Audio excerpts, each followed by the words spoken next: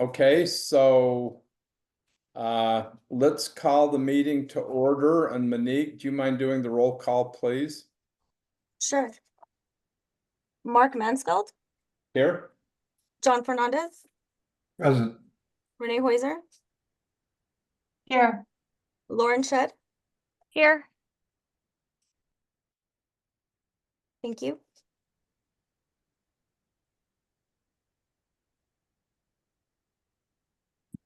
Monique, I'm sorry, my dog growled. It's okay. Okay, so we've got a quorum. We do. Okay, so the next agenda item is to adjust the agenda, and we would like to put CVS after the call to the audience. They're located on the East Coast, so they're 3 hours behind us. So we'd like to let them go, so it's not so late for them. So I can't remember because we do this so rarely. Do we need a motion and a second to adjust the agenda, or can we just do it? Yolanda, they do need to motion, correct? You can either do a motion or you can just, Mark can just ask if all are in favor of moving. Okay, if we all in don't say yes, then we're favor, fine. all of in favor of that move, say aye. Aye. Aye. Any opposed? Okay, so Monique, let's go to item number 3, please.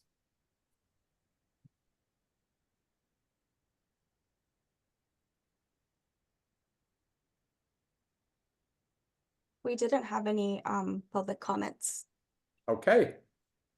So that takes care of item 3. So we will now go to item 5.01 CVS.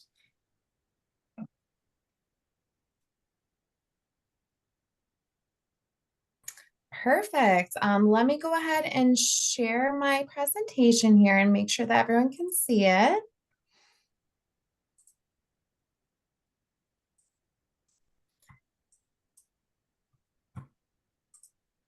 Give me just a moment here. I am newer to sharing through Zoom, so bear with me just a moment here.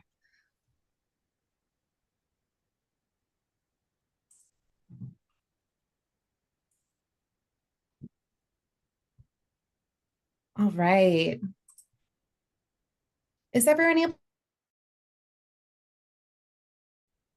Yes. Perfect. Thank you. Well, good evening, everyone. Thank you so much for having us here today.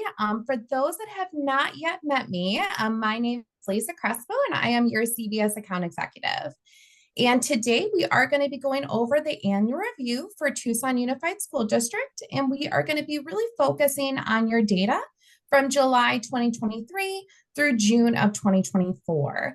And we do typically have about an hour and a half to 2 hours blocked off for this to do a complete review. So we try to pick out the most important slides here to go over, and we'll do our best to get through them in a timely manner here.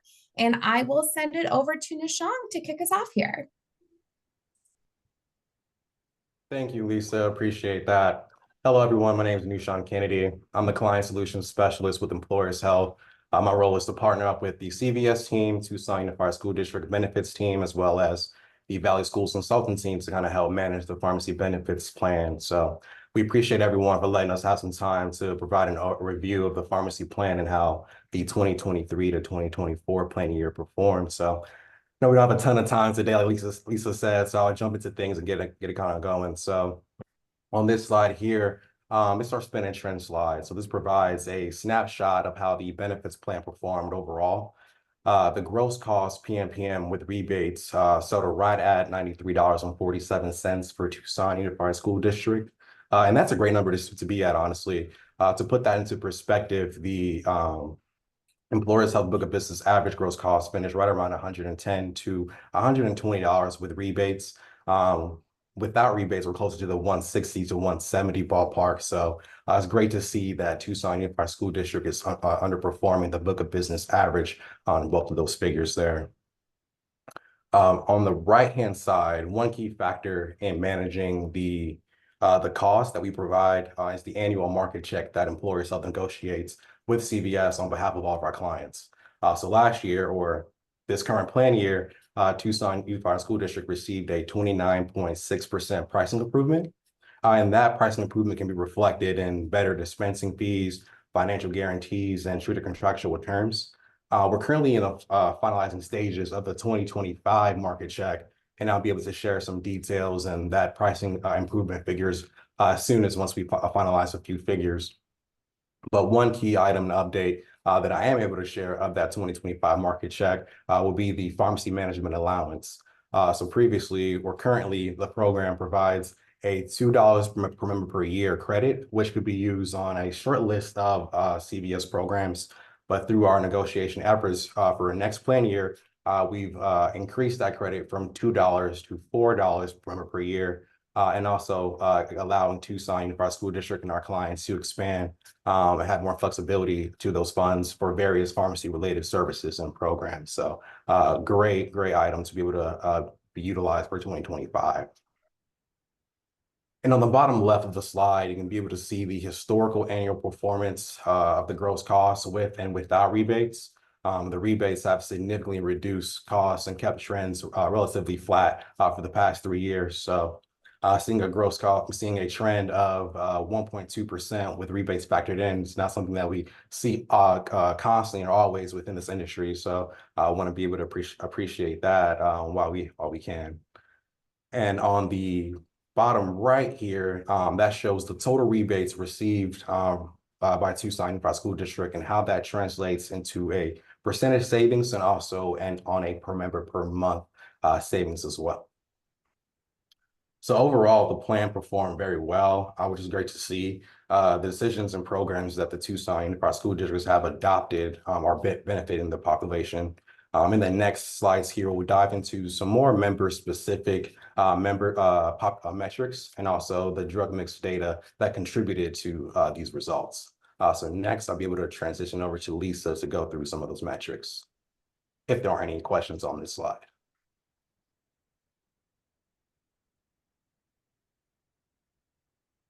Perfect. If not, Lisa, I think you're up next. All right.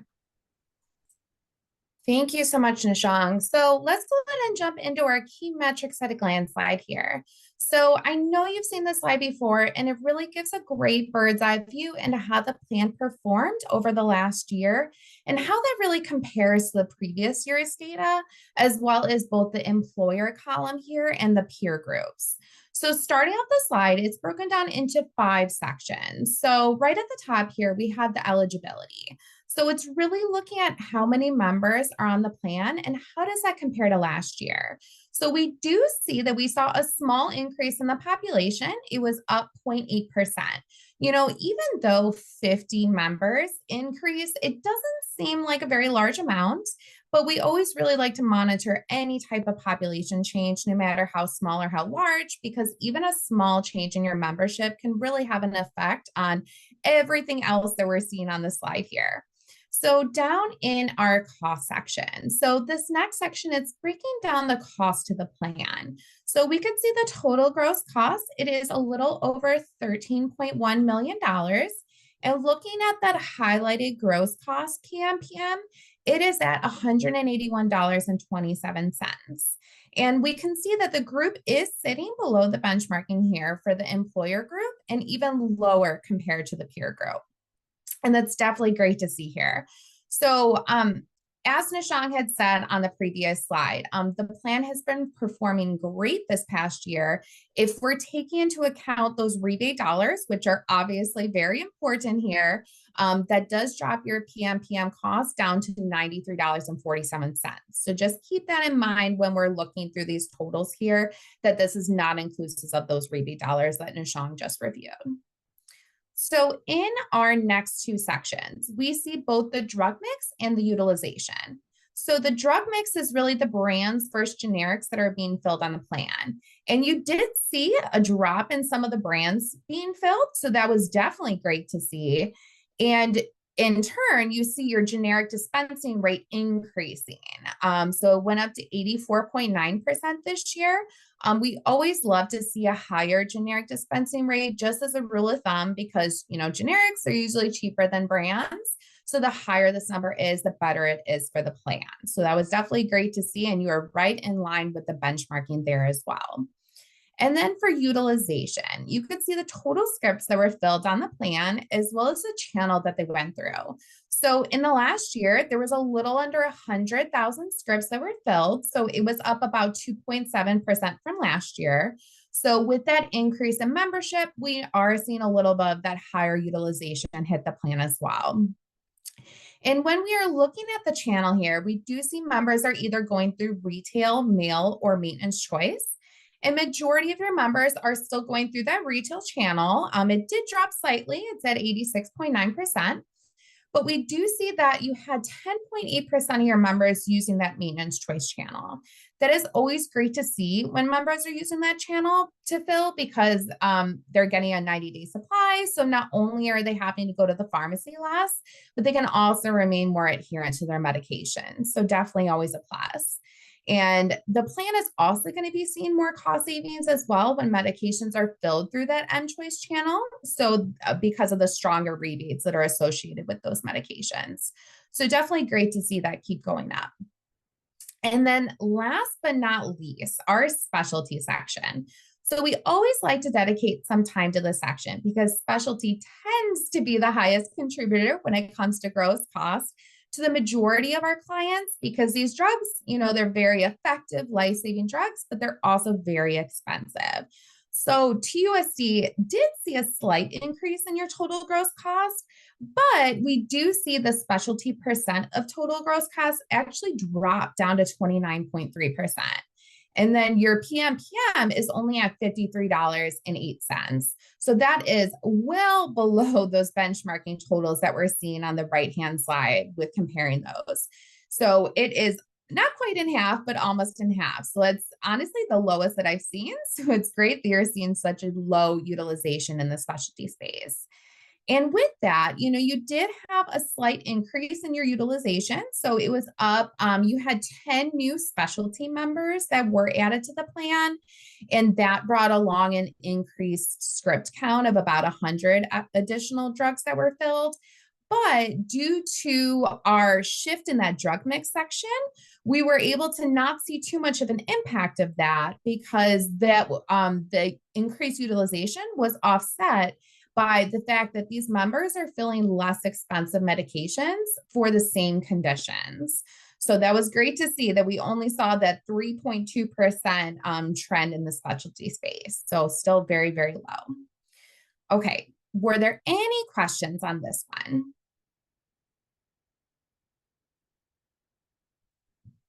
Perfect. I'll go ahead. I want to make sure. I know Henry was having some difficulties connecting. Henry, are you connected to audio now? Yeah, thanks, Lisa. I think I'm good here. So perfect. Thank you. I'll send it over to you. okay, great. Good evening, everybody. Henry Tai, clinical advisor at CVS Health. Here we're looking at your top 10 therapeutic categories by total drug spending over the 12-month period. So when it comes to the top 4 categories, pretty much they're maintaining their previous rankings. So no surprise here, diabetes continues to be a #1 of the most expensive categories. And then followed by a couple categories heavily driven by specialty, dermatologicals, analgesics, anti-inflammatory, and then #4 being anti-asthmatic. So diabetes, as we look across from left to right, you see generic dispensing rate, very small number, so less than 50%. There's just not that many generic opportunities within this category. When it comes to utilization, 781 utilizers currently, and out of the 781, 195 were new to therapy last year. So obviously the drug spend pretty significant, over $4.5 million. From a trend perspective, if you look at the gross PM column, the trend rate was running at over 26%.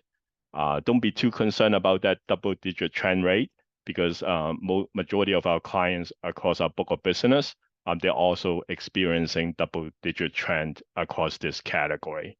So big part of this number was due to GLP-1 medications.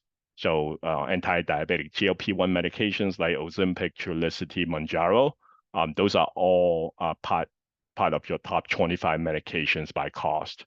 If we just focus on the GLP-1, we're looking at about 521 members out of the 781, and they were driving about $3.1 million overall out of the $4.5 million. So Henry, I was going to ask about that. Is it being used as weight loss under the guise of anti-diabetic, or is there pretty good controls? Yeah, the plan does implement the smart logic prior authorization around all the anti-diabetic GLP-1 medications. So the purpose of that smart edit is really to prevent members using GLP-1 medications like Ozempic, Trulicity off-label for weight loss. So the plan is protected, by the smart logic. Lisa and I look at the outcomes, that went into effect 1/1 this year, and then we're able to annualize the savings for 12 months. That number was over $860,000 in savings. So that smart logic has been working very effectively. Thank you. Yep, you're welcome. Yeah, the Yeah, plan doesn't. There's so many different therapeutic classes, but as a prescriber who's prescribed Ozempic for a lot of patients, including some TUSD employees, it's pretty much used for weight loss on folks with diabetes. That's a go-to after metformin now, as opposed to all the other options that we have because people want to have that added benefit. Yeah. Was there another question? I'm sorry. I was just going to add in here, I know you shared about the $860,000 savings, and I just want to add that there was 79 members that were denied for off-label utilization. So I just want to call out that number here that yes, that smart edit is working and it is stopping, those weight loss utilization. Yeah, it's pretty much the outcomes, one of the best we have seen across our book of business. So the denial rate or members not able to fill the GLP-1 medications, that number was over 30%. So one of the best number we have seen. Okay, moving down dermatological, big category when it comes to number of utilizers. So 843, but only a small population of this category really driving majority of the spend. So we're talking about specialty medications indicated for the treatment of psoriasis. 19 of them, they drove about $790,000 over the 12 months. And then 10 utilizers on Dupixent, also a biologic or specialty medication for atopic dermatitis or eczema. Just combine those two dermatological categories, over $900,000, just 29 members. So that's what really driving this category. Some good news on the next one, analgesics, anti-inflammatory. As you can see, the trend rate under the gross PM column, negative 26.4%. That number was mainly driven by the availability of biosimilar Humira. So you do have like 11 Humira utilizers before 4/1, and then we moved brand Humira from our standard formulary on 4/1. And then all those 11 Humira utilizers were able to transition to the biosimilar preferred medication, Hyrimoz. Significant savings. Humira previously about $7,000 per prescription. Hyrimoz right now, the preferred biosimilar, we're looking at about $1,000 per prescription. So the delta between the two medications, $6,000. So per prescription per member, pretty significant. Next one, triple digit trend increase, anti-neoplastics or oncology. That was mainly driven by new utilization. So we did see 12 new utilizers across oncology last year. So that's really impacting the overall trend of this category. You're going to see some of the medications as we look at the top 25 medications. And then medical devices also kind of related to diabetes. You can see $330,000 spent. Out of that number, 220,000 really driven by continuous glucose monitors on the diabetes front. Those devices getting very popular. A lot of direct-to-consumer advertising. People just trying to use those CGM devices to really control or manage their diabetes. We can look at those devices as part of your top 25 medications as well. Last but not least, the number 10, psychotherapeutic neurological. That was really impacted by multiple sclerosis medications. So out of the $326,000, about $280,000 was driven by 6 MS individuals within your plan. So really no surprise here. Most of these are typical top 10 therapeutic categories. Majority of these categories either managed by formulary and or utilization management. It's really there's protection when it comes to some high cost medications across these categories. Any questions? All right, so now we're looking at top 25 medications by spend. As I mentioned, a lot of GLP-1s as part of your top 25.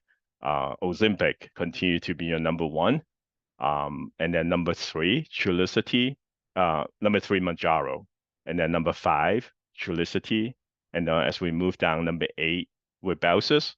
This is an oral GLP-1 medication. And then also there's another one as we move down, Victoza. So quick update on Victoza. The generic just came out recently. We're actually acting the generic to our formulary on January 1st. So the brand will be off our formulary on January 1st, but the generic will be part of our formulary, in January. So there's some good news there. Humira, I mentioned here, you saw being your number 2, but we anticipate you'll be moving off the top 25, mainly due to the availability of the biosimilar, less expensive versions, so the Hyrimoz. And then I mentioned a couple dermatological agents really driving that category. You can see number 6, Skyrizi, Dupixent. Those are high-cost dermatological medications. On the oncology front, we saw a triple-digit trend rate. That was mainly driven by new utilization. So you can look at number 12, Kisqali for breast cancer, prior rank 0. So now we do have 2 utilizers taking that expensive medications for breast cancer. Number 12, Jakafi, also new, 3 new utilizers. So this one is indicated for a rare blood cancer, so myelofibrosis. 3 members taking this very expensive medications as well. Some good news on number 18 and 25. Just want to touch upon those medication. Number 18, also an oncology product. 1 member was using that medication for endometrial cancer. And then number 25, Tavalisse. So that one is a oral medication for chronic immune thrombocytopenia. So it's pretty much a lower platelet count, patients with this condition. The good news is those 2 members became inactive on June 30th. Very high cost medication. You can see combined the 2 over $220,000, $230,000. But those 2 members became ineligible on June 30th.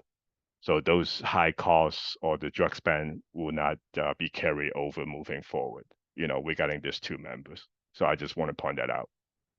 And then last thing regarding the CGM, the continuous glucose monitors, here being listed as your 15 Dexcom Generation 6 and also Dexcom Generation 7.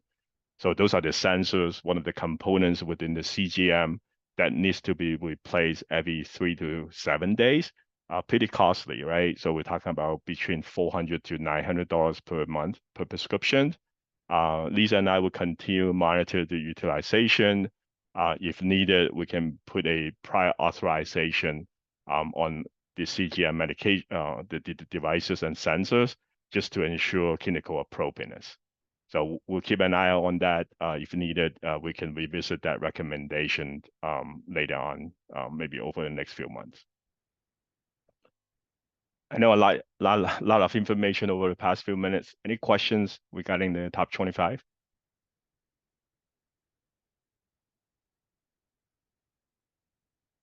We good? All right, with that, I'm going to turn it back to Nushan to talk about, to go over some of the opportunities. Thank you, Henry. Appreciate it. So I'll be brief on this slide here. So this slide represents the continuum profile for Tucson Unified School District. So this showcases the various CVS programs and levers available for management. Programs under the blue bar represents where members can be able to access their medications, including maintenance medications and their networks.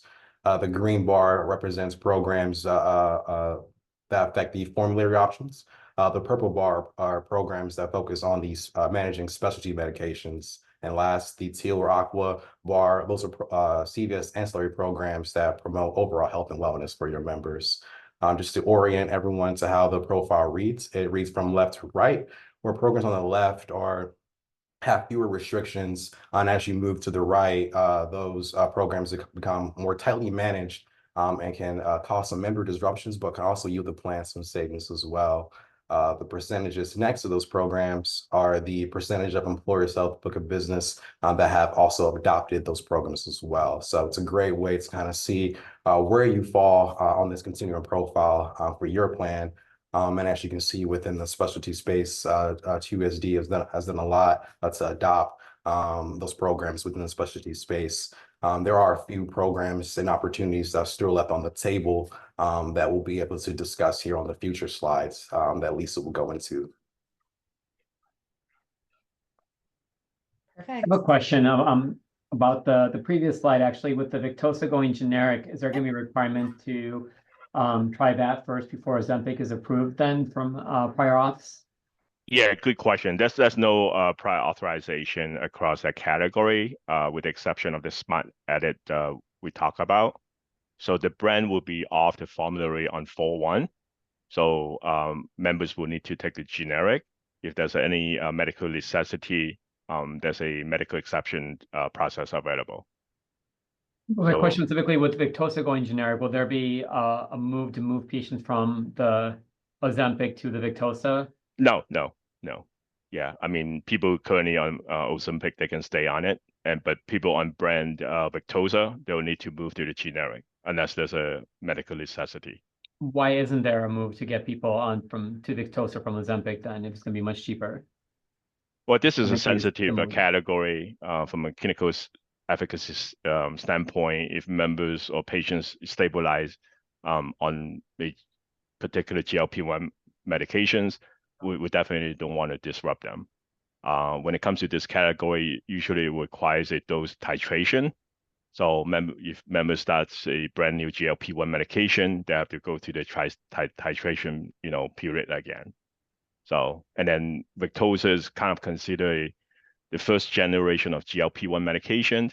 From an efficacy standpoint, Ozempic, Mounjaro, they're more effective when it comes to reducing the overall A1C among patients. So that's the reason why we're not moving, trying to move patients from, Ozempic or Mounjaro to generic Victoza at this point.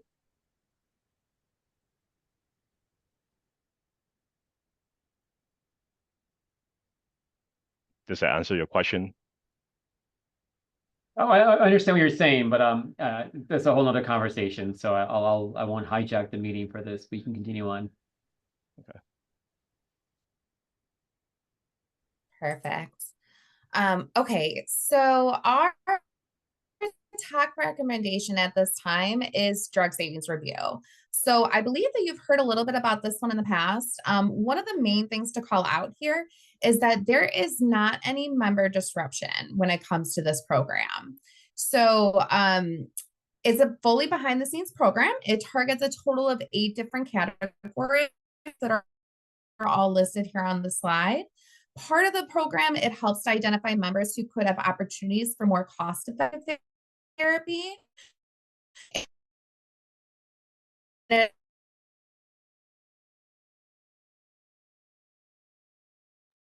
Lisa, you're cutting out on us. It also helps to reduce, unnecessary prescriptions, which can even, can you hear me a little bit better? Lisa, we missed about a minute of that, a minute back or so. Okay, can you hear me now? Yes. Okay, I could try to switch to my phone, but that may take a minute. I'm sorry about that. I'm sure the connection just went in and out. Let me start over. So drug savings review. I do believe, can you still hear me now? Please interrupt me if Yes. you can't hear me. Yes, you're good. Thank you. Okay. Thank you. Drug savings review. The main thing to call out about drug savings review is there's not any member disruption. So I know that's definitely very important. We want to be cognizant of our member experience. So this is a fully behind the scenes program. It targets a total of 8 different categories that are all listed here on the slide. So part of the program, it helps to identify more cost-effective therapy. It also helps to reduce unnecessary prescriptions, which can even help simplify members' therapy. So there is a separate clinical team that reviews these claims in real time as they come through, and they're looking to see if there's any red flags raised in any of these 8 categories. If there is a red flag, they'll actually reach out to the member's physician and inquire about the concern. So these interventions, they do happen quickly, about 72 hours, within 72 hours of the claim adjudication, but most are within 24 hours. So ultimately, the physicians know best, and the member's physician, if they do not want to make a change, they do not need to. There's not going to be any impact, no change, disruption for the member. They're going to continue filling the medication as is. But if the provider does want to make a change, they would go ahead and move forward with that change, sending in that new prescription. And again, there'd be no additional lift on the member. So we're really putting the responsibility on the doctor here to evaluate the recommendations and decide if they want to move forward with them. Ultimately, we do expect the savings of this program to kind of grow year after year as different recommendations are implemented. We've definitely received a lot of positive feedback from doctors on this.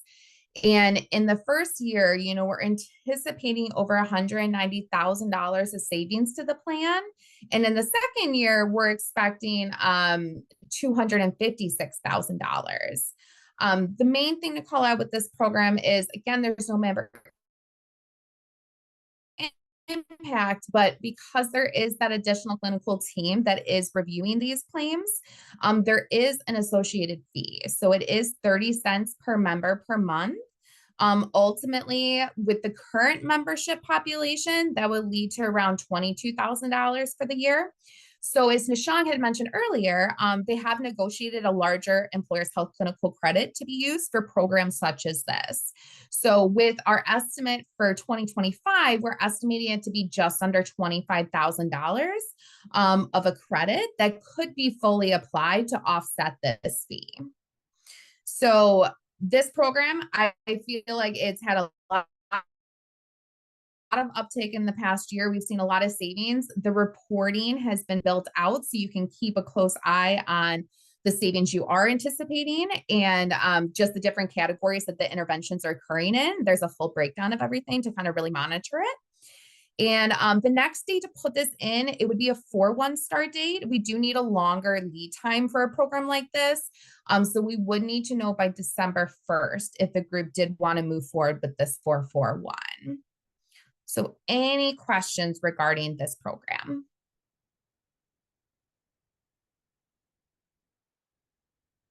Okay. Perfect. So we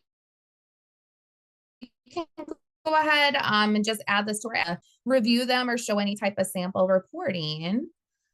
And then this guy here is just, again, referencing that clinical program credit that we are expecting for next year and the different programs that could be used for, including that drug savings review.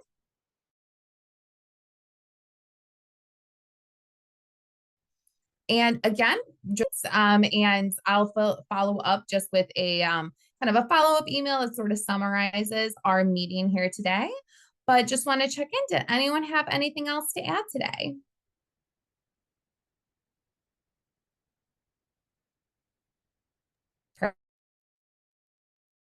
Perfect. I hope we didn't go over too much. I know we try to keep it short.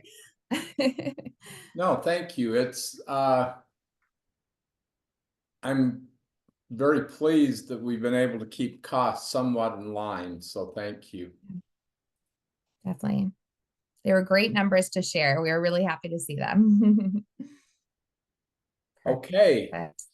so unless anybody else has a question or comment, we will now go back to the agenda as it was published. So 4.01, we're looking for the approval of the September 9th meeting minutes, excuse me.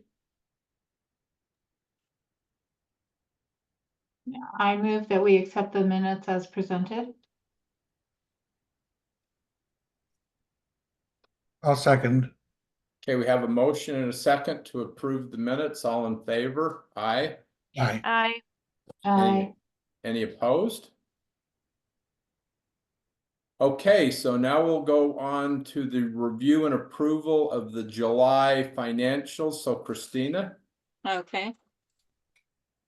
Monique, were you gonna bring them up? Yes, 1 second, please.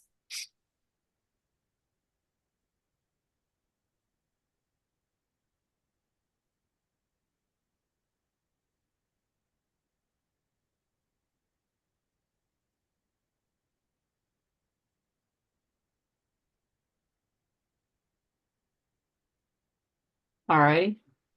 Go ahead to the next page. On the balance sheet, assets, we have cash on deposit with the county of $28.6 million and $590,000 in the imprest account with UMR. Liabilities, we have $570,000 in accounts payable for claims and fees that are pending. And our IBNR is currently at almost $2.8 million. That results in an equity of $25.8 million. Next page, Monique. For the monthly activity in July, we had almost $3.1 million in premiums. The subsidy to TUSD was $56,000. That just gave us 3.035 in premium fees. Interest on investments was pretty close to $100,000. That was total inflow of $3.1 million. Payroll expenditures, I'm not going to go through them individually. We had $3.7 million in total expenses in the month of July. That gave us a net loss of $556,000. Next page, Monique. So the comparative, this year we had $3.1 million in gross revenues. Last year we had 2.8, that's up $312,000. Expenditures this year were 3.7 million almost, and 3.5 last year. So expenditures were up $162,000. We did in the month of July have 4 large claims that totaled $439,000. Our net ordinary income for the year was $556,000 loss. Last year it was $706,000 loss. That's reduction in loss of about $150,000. Next page, Monique. Last year, the only other income at the time was the investments that we still had with Wells Fargo that we now all cashed in and put with the county treasurer. So our net revenue again was a $556,000 loss in the current year, a $688,000 loss in the prior year. So a reduction in loss of $132,000. Our opening cash and investments this year were $30 million. Last year they were $26 million, so an increase of $4 million. When you take into account non-cash activity, we end up with $29 million in the current year as cash flow and 25.6 in the prior year, an increase of 3.5 million. Our IBNR is 2.8. Last year it was almost 2.9, so our IBNR went down $100,000. That leaves us with an ending cash after reserves of $26.3 million in the current year, and it was 22.7 in the prior year. That's an increase of $3.6 million. The next page is just a summary of some of the supporting information. Pima County Treasurer yield on the cash on hand is 5.1%. In July, we had not yet received our prescription rebate. Next page, Monique. Cash flow statement, the net loss for the year to date was $556,000. Change in accounts payable was $339,000. That gave us cash provided by operations minus almost $900,000. We started the year with 30 million in cash and investments, and due to the loss in operations in cash, we ended with 29.1. Next page, Monique. Just some statistical information. The upper section is just a summary of financial data. We had average member count to date 4,562. Last year it was 4,487, an increase of 75. The graph is just graphical representation of those numbers. We had average revenue per member per month of $665.42. Last year it was $655.73. Our costs, average member per month, were $809.27. Last year is $716.64. So the net difference is cost over revenue, $43. Last year it was $60, so an increase of about $82. And the bottom is the average, it's just graphical representation. The next page is expenses incurred per member per month. And we are at $809.27 for the month of July. Last year it was $837. And the 2 years before that were running $633 and $699. Any questions on the July financials?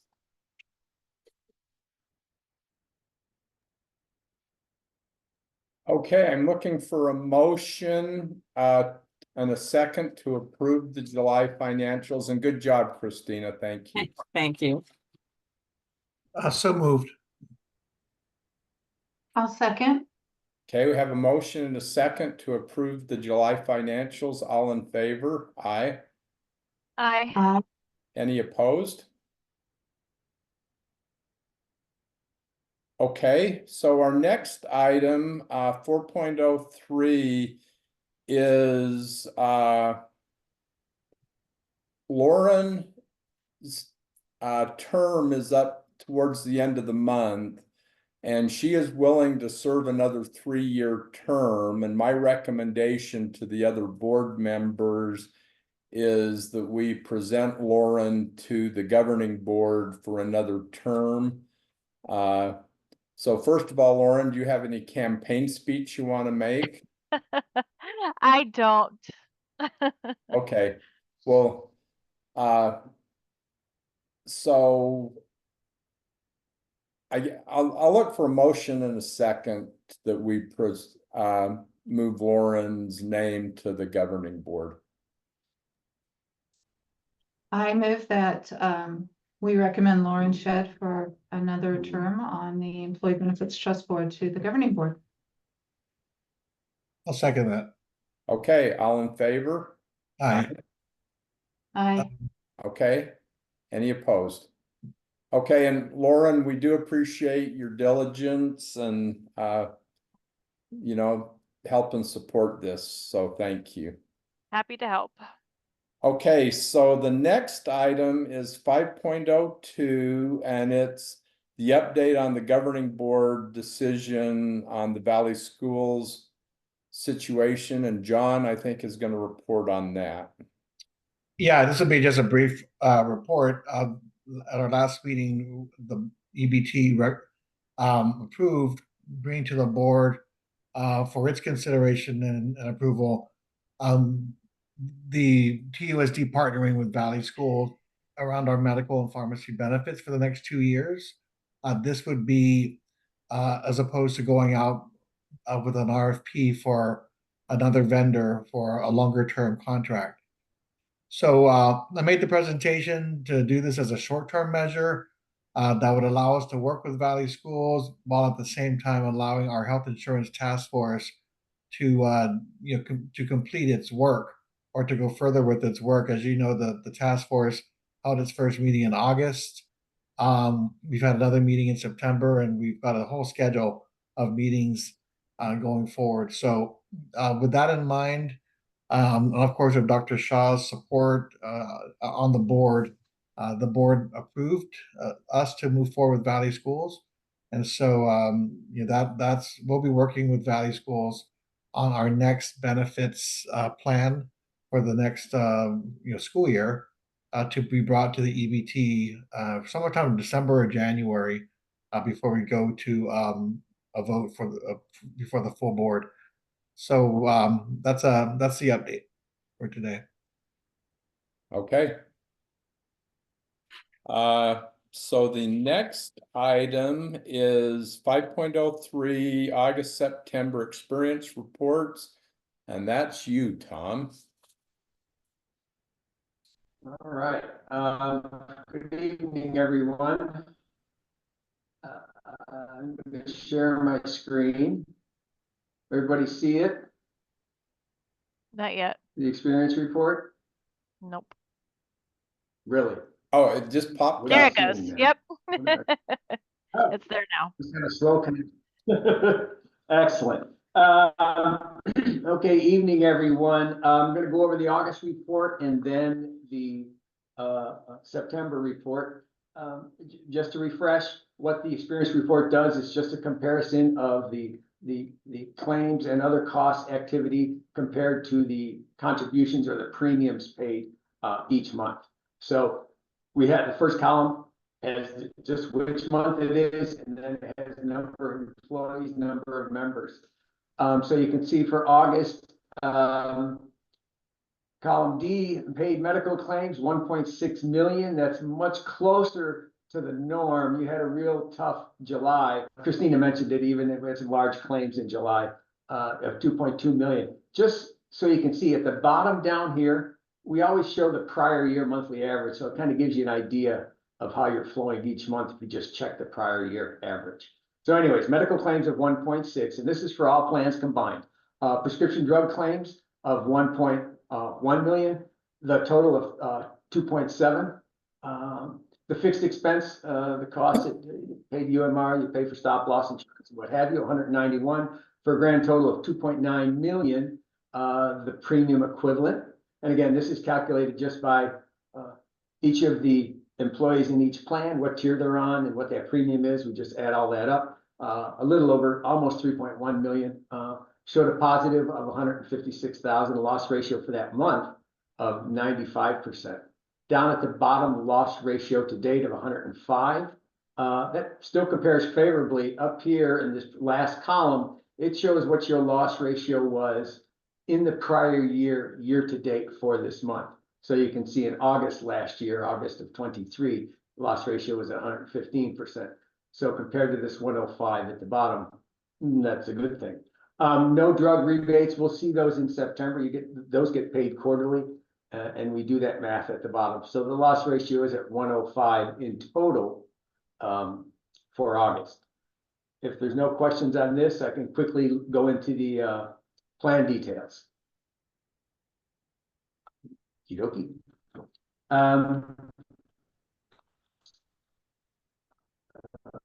Let's move a little quicker. There we are. Oops, go up one. Oh, come on.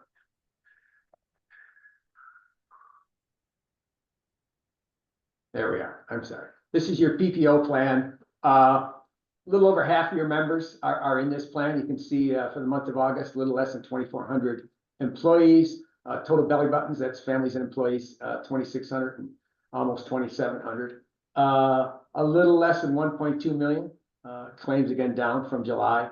The medical claims, prescription drugs, 890,000. A total of those of almost 2.1 million. The fixed expense of 105 gives you almost a 2.2 million paid claims and expense. Premium equivalent of 1.6 shows a deficit of 590. I will submit to you this plan probably always shows a deficit, simply because this is where the people who need the most care tend to go, the plan they tend to go to. Loss ratio of 137%, loss ratio to date of 147%, and deficit to date of 1.5 total. If no questions on this plan, we'll go to the next one. And is the norm of about a little less than 1,300 employees in this plan, a little more than 2,000 bodies. Medical claims, 247,000. Prescription drug, a little less than 200,000. Total 442 of those two. The fixed expense of 56 gives us a little less than 500,000 in total claims and expenses. Premium equivalent 982,000. A surplus of 483. Loss ratio for the month of 51%. Loss ratio for the year down at the bottom 69%. No questions on this, and this is the normal what we'll see, and we'll see in the next one. The healthiest people tend to gravitate to this plan, lowest cost. They don't see the doctor as often. A little less than 700 members or employees, excuse me, a little more than 1,200 bodies.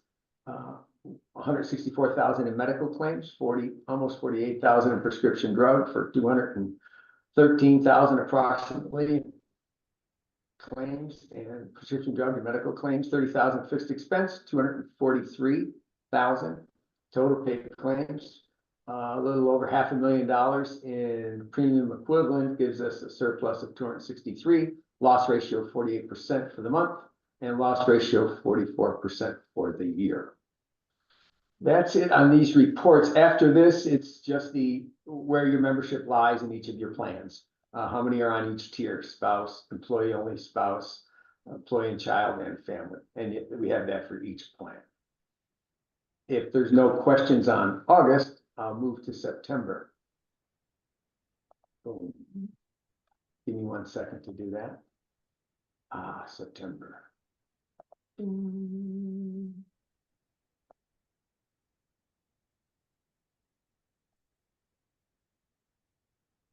Let me know when you can see it. Oop. Can you see it? Yes. Perfect. Okay, September in total, almost 4,500 employees, a little over 6,000 bodies. Total claims, a little less than 1.9 million medical claims. Prescription drug claims, 1,157,000 for a total of a little more than 3 million. In total medical and prescription drug claims, fixed expense of 196,000. Brings the total cost to 3.2 million, 3.1 million roughly on the calculated premium equivalent, so a slight loss of almost 80,000. Loss ratio for the month of 103. Year to date, down at the bottom, the loss ratio is 104. We've received a prescription drug payment of almost $1.8 million. I'd let you know that last year, your first payment was 1,516,000. So that's a nice solid increase of 270,000. When we bring in the prescription drug rebate, that takes your loss ratio down to 85%. That's it. If there's no questions, and this, you're at 547 a month. You can see last year you were at 515. I expect that number hopefully will continue to come down, but you're running a little per member per month cost higher than you did last year. If no questions on the total, I can move to the individual plans. This is the PPO plan, 2,440 employees, a little over 2,700 total bodies, almost 1,390,000 in medical claims, about 890,000 in prescription drug claims for a grand total of 2,280,000 in claims, 107,000 in fixed expense, 2,387,000 in total costs. Calculated premium equivalent, 1.6 million, and again, a deficit of 751, loss ratio of 146%, and for the year at 147%. Again, not unusual for this plan. It tends to run this way all the time. Next plan, is the high deductible health plan, 1,600, 1,325 employees, 2,066 total bodies, a little less, 395,000, a little less than 400,000 in medical costs, 222,000 in prescription drug, grand total 618,000. Fixed expense 58, 676,000. Whoops. Can't read it. 676,000 total expense, $1 million in premium equivalent, a favorable surplus of 330,000. Loss ratio for the month of 67%. High deductible health plan 3,200, 715 employees, 1,246 members. Total belly buttons, 105,000 medical claims, 44 prescription drug, a little less than 150,000 in total claims, 31,000 fixed expense for a grand total of 180. Paid claims and expenses, 522,000 contributions, surplus of 342, loss ratio of 35%. Loss ratio for the year 41%. And again, after this is just the enrollments each time. Any questions on September?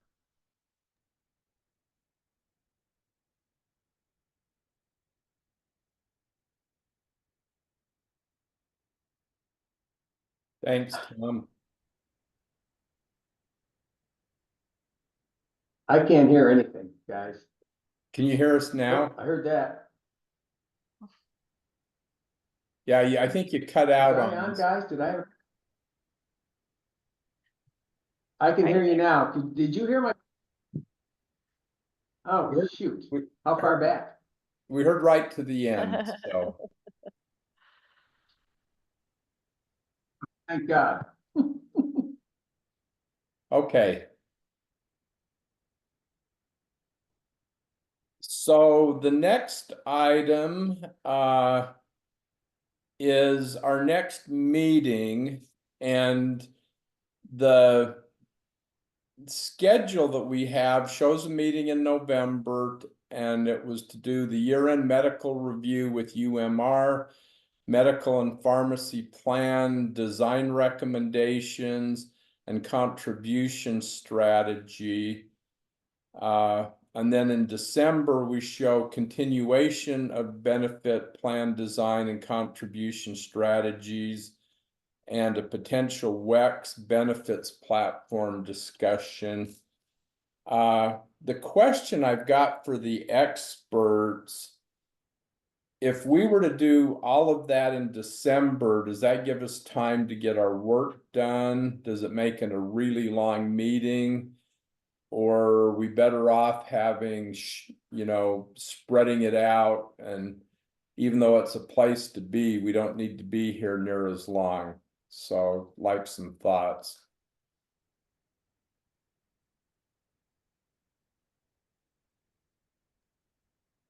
Mark, as far as this is Rosie, as far as the From our UMR perspective, review, for the UMR review, I can definitely, reach out to them and ask them if they would be available for December rather than the November date.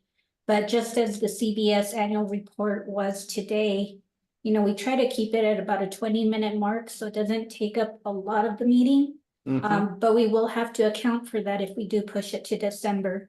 And then along with that, I kind of want to refer over to Tom, because when we're talking plan strategy and all of that, being that we are not going RFP and we're partnering with Valley for the medical and pharmacy, we're going to kind of be relying on them to, to discuss what that might look like for at least the July implementation for July 2025 plan. And Tom, I'm not quite sure what that's all going to entail or what kind of time frame we want to look at for a presentation on that or for discussion. Yeah, Rosie, I agree with you. I think we should have the UMR presentation in November, simply because that presentation can help steer plan design changes, potentially anyways, not necessarily. So I think that's an important thing to do. Our intent, timeline-wise, is we intend to give administration a look at the underwriting for next year, sometime in November, I think is what we scheduled. And then we'll come to the December meeting with that renewal, the first look at that renewal for the board to consider, to discuss, to provide direction and what have you. And then I think your timeline is to finalize in January. I think we can meet those timelines. That's the timelines we're working with right now. We've already met with CVS and Employers Health, your prescription drug current carrier that we're gonna have a contract with them for next year. So we've already met with them. We're working with UHC, and so we'll be ready to fire based on that schedule, which I think we kind of took the lead from you guys. So I think from our perspective, we can hit the pitch. Sounds like we need a meeting November. Oh, yeah. I would. Okay. And if we follow our historical pattern, November 4th, I don't think there's any holidays there. I think school's in session. Yes, correct. The following Monday would be the holiday, so. Okay. That's why if we're looking to keep it the 4th, that would be ideal. Because otherwise we'd have to wait till like November 18th, and then we're cutting it really close to the very next December EBT meeting. But I mean, that's fine on the internal part of it as far as preparing for it. If you as a committee want to have 2 meetings that close, I mean, that's up to you guys, but Let's keep it the 4th. okay.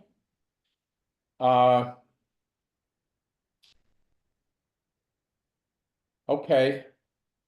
And then the next item, future items. I've got a question for John and Dr. Shaw. Do we need to put a standing agenda item for feedback from the healthcare committee, or is there any need to get feedback to us from what's going on the healthcare committee? As far as I'm concerned, I'm happy to provide that. We do, yeah, I'm happy to provide an update at every meeting.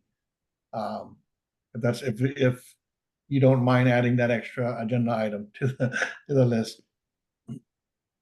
I think I would like to kind of know what they're thinking, just so we kind of keep those thoughts in what we're doing. Absolutely. Okay. We could do that. I mean, just so you know, our next meeting is October 22nd. And what we'll be doing is we are going to be discussing an employee benefits survey. We're going to go over a draft survey and identify also focus group opportunities. That once we get the task force approval, between October and November, we'll execute that survey and those focus group discussions. So we'll be happy to keep you updated and share those results as well with you and with the board. Okay. So Monique, could we put a standing item probably up in number 4 for a report out? And, we don't need to get in the weeds. We don't need details. But just if we need to start changing our thinking or whatever, it would be nice to have a little bit of a heads up. So, Yeah, absolutely. okay.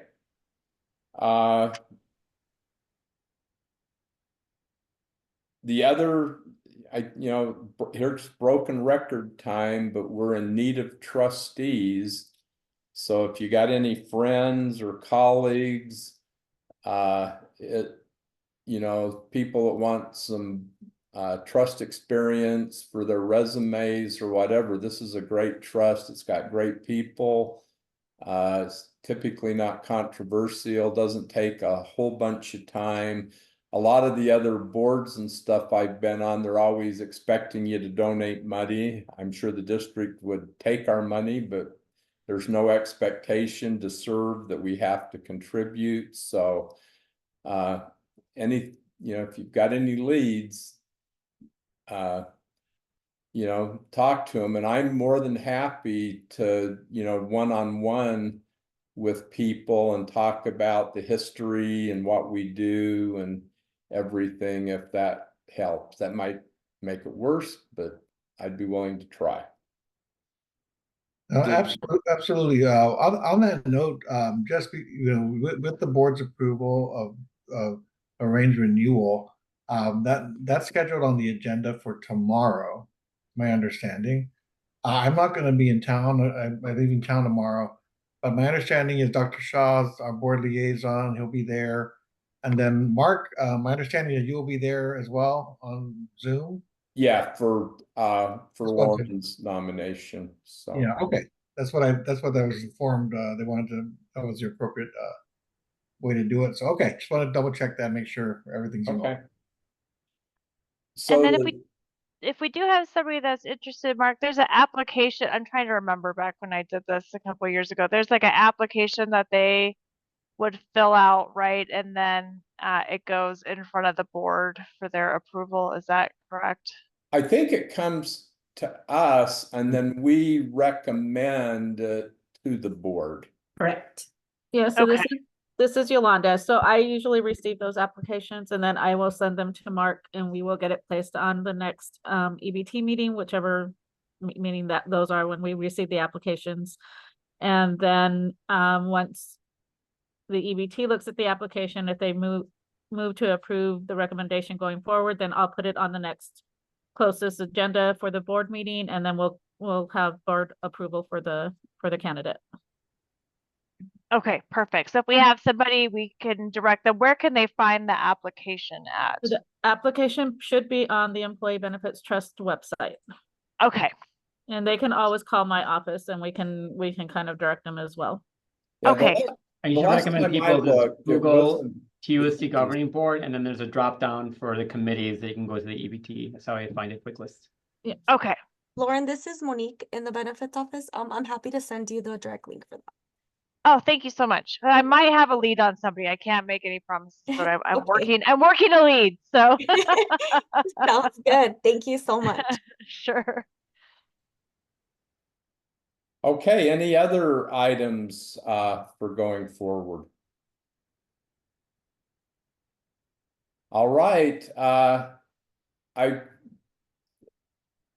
appreciate everybody's time and interest and help, and all the people that presented. Great job. And hopefully there's a little bit of Monday Night Football left for you. Go Bills. Let's do it right. I need a motion and a second to adjourn. I I'll move to that- adjourn. I'll second that. Okay, we have a motion and a second to adjourn. All in favor? Aye. Aye. Aye. Aye. Any opposed? All right, everybody have a great evening. Thank you. Thank you. Thanks, everybody. Thanks, everyone.